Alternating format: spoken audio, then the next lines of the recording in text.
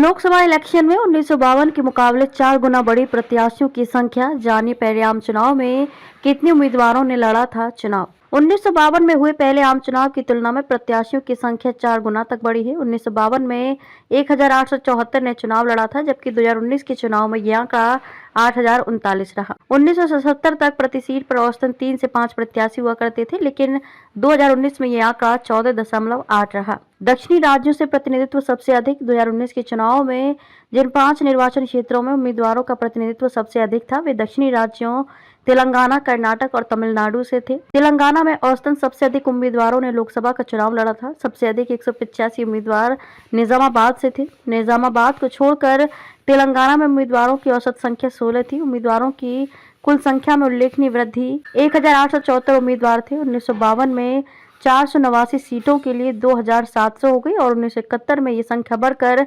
4629 की वृद्धि देखी गई। 1980 के चुनाव में उम्मीदवारों की संख्या में 5492 उम्मीदवार थे। 1984 और 85 के 8वें आम चुनाव में 8668 ने 543 सीटों के लिए चुनाव लड़ा। 1991 में 8070 ने चुनाव लड़ा था और 2009 के आम चुनाव में 8251 उम्मीदवार मैदान में थे। 2014 के चुनाव में 8039 उम्मीदवारों ने चुनाव लड़ा था। 2019 के आम चुनाव में 542 संसदीय निर्वाचन क्षेत्रों से जमानत राशि बढ़ी तो घटे उम्मीदवार। भारत निर्वाचन आयोग द्वारा प्रत्याशियों के लिए जमानत राशि 500 रुपए से बढ़ाकर 10,000 रुपए कर देने से 1998 के चुनाव में प्रति सीट प्रत्याशियों की औसत संख्या घटकर 8.75 उम्मीदवारों तक आ गई थी। एक लंबे अंतराल के बाद प्रत्याशियों की संख्या 5000 से कम देखी गई।